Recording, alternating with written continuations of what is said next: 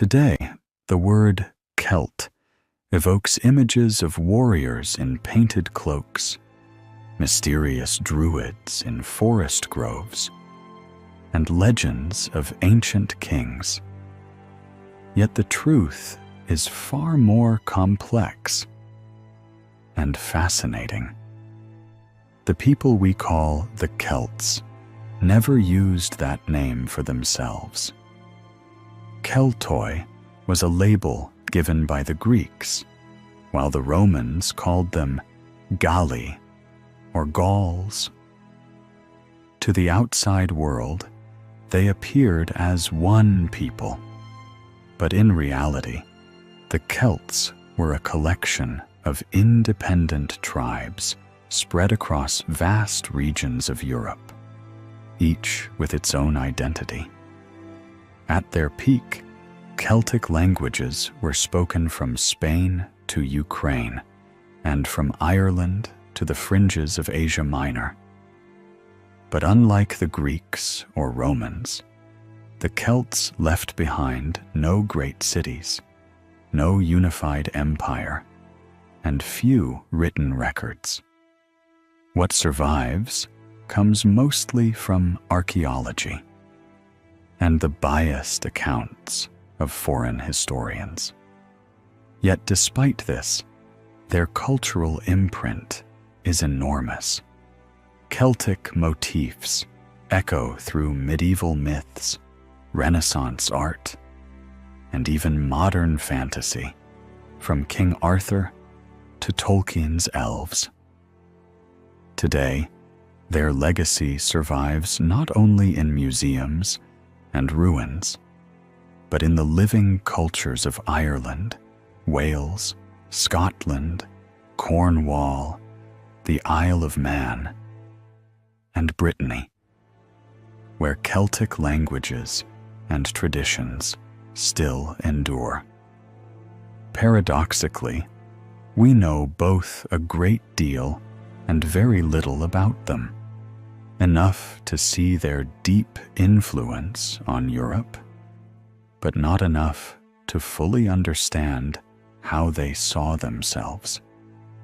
The mystery of the Celts, more than anything, is what continues to captivate us. Long before they were feared warriors charging into battle with painted faces and war cries echoing across the hills, the ancestors of the Celts were quiet farmers and metal workers in the heart of Europe. Their story begins not with glory, but with fire and ashes. Around 1300 BCE, in the lands north of the Alps, what is now Austria, Germany, and Switzerland, a mysterious new culture emerged, the Urnfield culture. These early Europeans cremated their dead, placing the ashes in ornately crafted urns. Their world was one of small villages, simple tools, and silent reverence for the dead. But change was coming. Around the 12th century BCE, the Hallstatt culture rose from the embers of Urnfield society. It would become the crucible in which the Celtic identity was forged. In its early phases, periods I and B, life remained modest. People lived in scattered alpine valleys, raising livestock, mining copper and tin, and continuing the tradition of cremation. There were no grand fortresses, no iron swords, no kings, yet. Then came the spark. As salt mining boomed and bronze flowed from their forges, Hallstatt villages transformed into bustling trade centers. Wealth grew, and with it, inequality. Society began to stratify. Warriors rose, and chiefs claimed power. The once peaceful hills became home to hill forts, wooden palisades, and earthen trenches carved into mountaintops. Their ambition had outgrown their homeland. The Proto-Celts pushed outward. North, west, and east they surged, reaching Spain's rocky shores, Britain's misty fields, and the Danube's vast riverbanks. But the Alps stopped them cold in the south. A wall that saved early Roman and Etruscan civilizations from being swept away before they had even risen. In the east, they clashed, mingled, or wiped out those who stood before them. By the 7th century BCE, their iron tools began to replace bronze. Hallstatt period. C marked a revolution.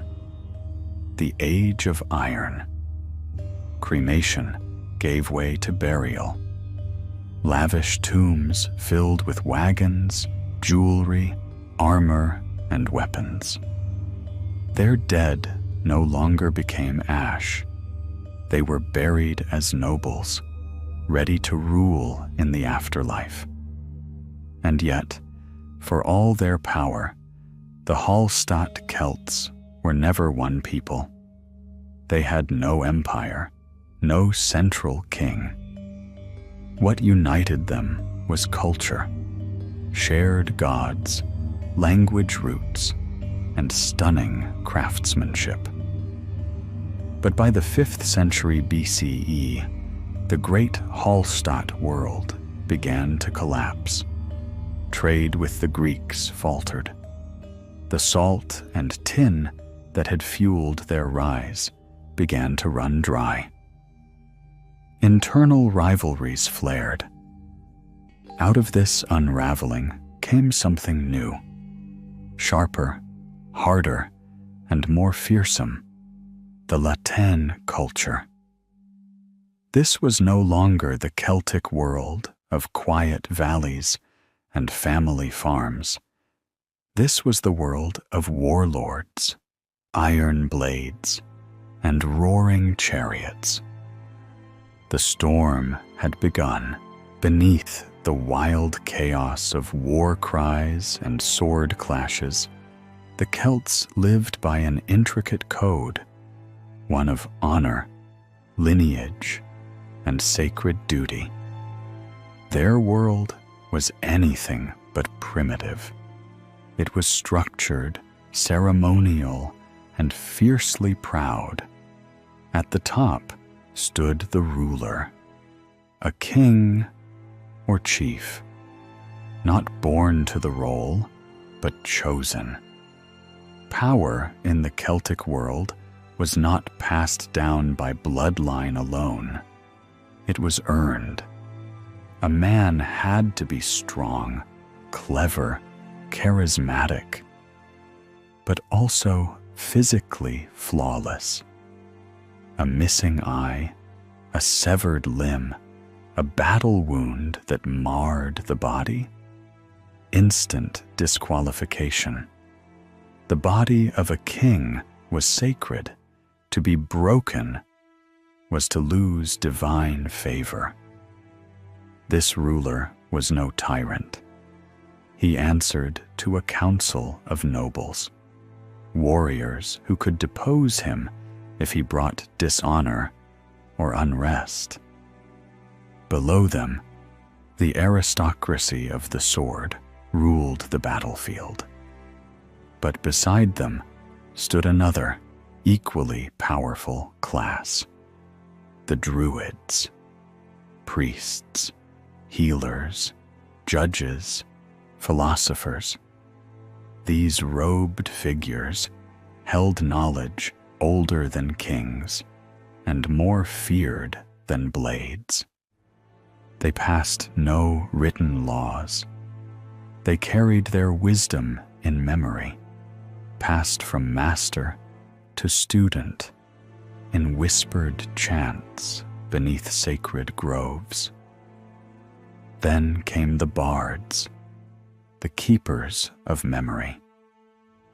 Through poetry and song, they immortalized heroes and shamed cowards.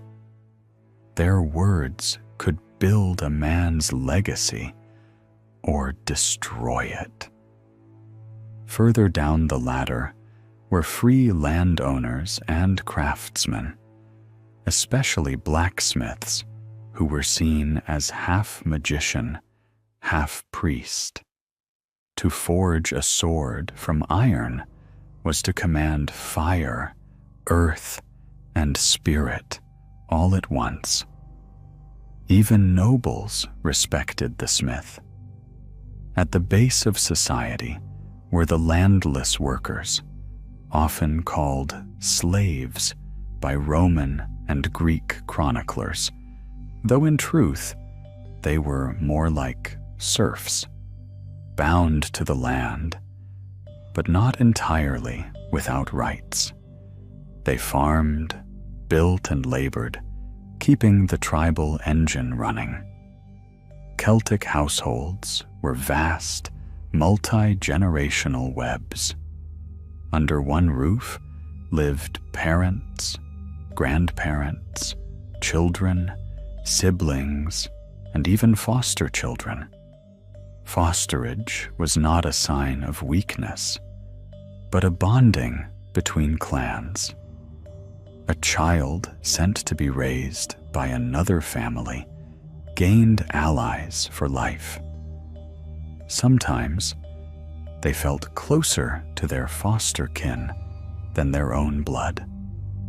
Their homes were round, massive structures, up to 20 meters across, with thatched conical roofs and warm hearths at the center. Few decorations, few walls. The family lived, ate, and slept together, surrounded by woven mats and animal hides. Life was simple, but rich with ritual. Meals, births, and even disputes were carried out under the watchful eye of tribal custom. To outsiders, Celtic life may have seemed chaotic, but within, it pulsed with purpose and balance. Each man, each woman, had a place, a role to fill in the great cycle of tribe, tradition, and time. And though they left no written constitution, their laws lived in the memory of Druids, the rhythm of oaths, and the stories sung by firelight. Order, after all, was not something the Celts wrote down. It was something they lived. They didn't march in tight formations or fight behind orderly shields like the Romans or the Greeks. No. When the Celts went to war, it was chaos unleashed. To face them was to face a storm. Trumpets howling like banshees, war cries erupting like thunder, and the ground shaking under the wheels of chariots. Before the first sword was drawn, the Celts had already declared war on the enemy's spirit. Celtic warriors were born into a culture that glorified combat. It wasn't simply about conquest. It was about honor, vengeance, and proving one's worth in the eyes of gods and men. Feuds erupted over land, livestock, insults, Even a mere sideways glance could trigger bloodshed. The battlefield was sacred. Death in combat was a path to eternal glory. Their weapon of choice was a long, slashing sword, beautifully crafted, sometimes adorned with jewels or ivory hilts, but not always practical. Ancient writers sneered that these blades would bend after a single blow, forcing warriors to pause mid-battle and hammer them straight with bare hands or stones. Yet these weapons were symbols of status. Even flawed, they carried weight. They wielded large oval or rectangular shields, often made of wood or wicker and reinforced with iron bands. Their helmets, of bronze or iron, were sometimes crowned with animal motifs or wing-like decorations. But for most Celtic warriors, armor was a luxury. Many fought nearly naked, wearing only a cloak. Others charged into battle entirely unclothed, smeared in war paint or lime to make their hair stand upright like a mane of fire. This wasn't madness. It was psychological warfare. To the enemy, it was like fighting ghosts or gods. And then there were the Chariots, not like those of the ancient Near East, where archers rained down death from a distance. No, Celtic chariots were speed demons. They hurtled across the field, javelins flying, only to let the warrior dismount and fight on foot. Some sources claimed they had bladed wheels, scythes to shred enemy ranks, but no such devices have ever been found. Likely, they were a Roman exaggeration to make Celtic fury seem even more terrifying. Their battle formation wasn't a formation at all. They needed space, room to swing those wide blades and unleash fury. Shoulder-to-shoulder discipline? That was for the Romans. The Celts fought in loose bands, often shouting the names of ancestors or gods, building a crescendo of rage before the first clash. Victory wasn't just measured in enemy dead, it was measured in severed heads. Warriors took trophies, sometimes embalming the skulls of great foes and displaying them at the gates of their homes or strongholds. A man's worth could be counted, quite literally, in the number of skulls he'd claimed. To the civilized world, the Celts were barbarians, but in truth, they were masterful warriors, bold, terrifying, and poetic in their violence. They didn't fight just to win. They fought to be remembered. The Celts lived in a world where the veil between life and death was thin, fragile as mist before dawn. Their gods didn't live on mountain peaks or in marble temples. They whispered through ancient trees, stirred in sacred groves, and watched from beneath the still, dark waters of forest lakes. To the Romans, their religion was terrifying. To the Celts, it was the very heartbeat of the land. Unlike the structured pantheons of Greece or Rome, Celtic deities were fragmented, tribal, and deeply local. Yet they echoed with shared themes across distant lands. There was Tyrannus, god of thunder and sky, Cernunnos, the horned guardian of beasts and forests, Epona, protector of horses and riders, and Isus, the mysterious spirit of trees and sacrifice. But beyond these familiar names, each tribe revered its own patrons, gods passed down not through scripture, but through story, symbol, and sacred place. Their temples were not cathedrals, but groves, dense, silent pockets of living wood, thick with moss and reverence. In these natural sanctuaries, Druids led rituals that echoed the rhythms of the earth. They also built wooden or stone shrines, simple in form yet profound in purpose. At their center was often a deep pit, a passage to the underworld, where offerings were cast, finely crafted weapons, golden jewelry, livestock, and sometimes humans. Yes, human sacrifice was real.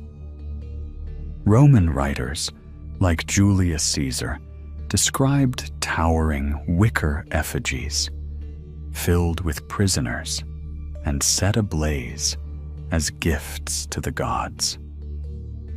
While some accounts may be exaggerated, archaeology does not lie.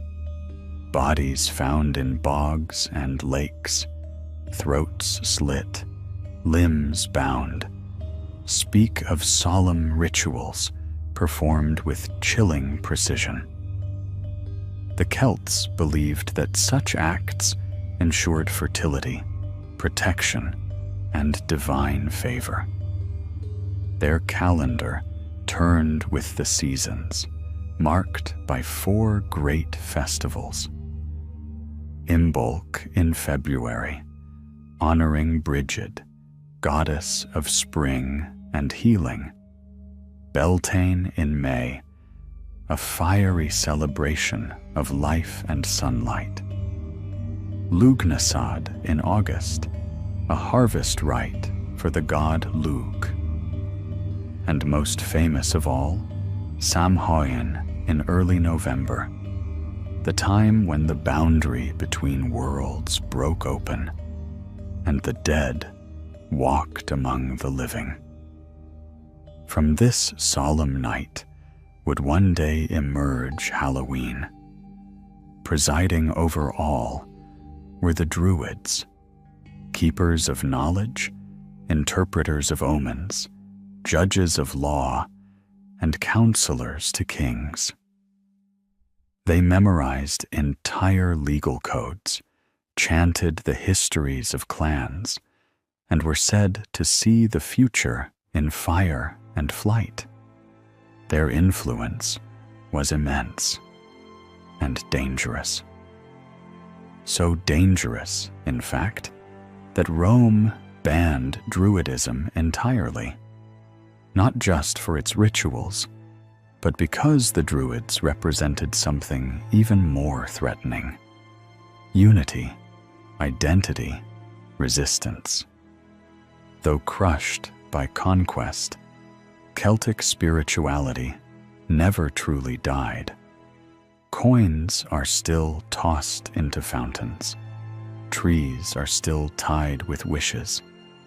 And somewhere, in a quiet grove, the wind may still carry the old names, spoken softly, as they once were, in the language of mist and memory. The Celts were never meant to be caged. As their population swelled and their warriors hungered for glory, they poured outward from their heartlands like a rising tide, relentless, unpredictable, and utterly unstoppable. From the wind-swept cliffs of Ireland to the golden fields of Anatolia, their presence surged across Europe. They did not build empires, but they shattered those of others. By the late 5th century BCE, Celtic tribes began a wave of massive migrations. In Gaul, modern-day France, the land groaned under their numbers. Tribes splintered, pushed westward, and then came Julius Caesar. In 58 BCE, he launched the Gallic Wars, not merely as conquest, but as a showcase of power. The tribes of Gaul, fractured and uncoordinated, fell one by one. Even the great Vercingetorix, who briefly united the Gauls, was defeated at Alesia, paraded through Rome, and executed. The Celtic heartland was gone. Gaul became a Roman province. By the time Rome turned its gaze toward Britain, Celtic resistance had already frayed. Within a century, the Romans held most of the island, leaving only Ireland, Scotland, and the Isle of Man beyond their grasp. Over time, Latin replaced Celtic tongues. Roman law, cities, and customs took root. Yet the Celts did not vanish. Their traditions survived in whispers, in stories, in rituals. Even after the Western Roman Empire crumbled, Celtic practices lingered in backwoods groves, sacred springs, and seasonal festivals. Their languages endured in the far corners of Europe. Their influence pulsed through medieval myth and modern fantasy. The Celts never built an empire, but their spirit outlived the ones that conquered them. The story of the Celts is a powerful reminder that even the strongest communities can fall without unity. They had courage, wisdom, and a rich culture. But internal divisions led to their downfall against more unified enemies. In today's world, the lesson is clear. Unity, mutual respect, and staying true to shared values are essential to overcome challenges. Whether in family, work, or society, never let personal ego destroy the collective strength you're building. Stand together, and you stand stronger.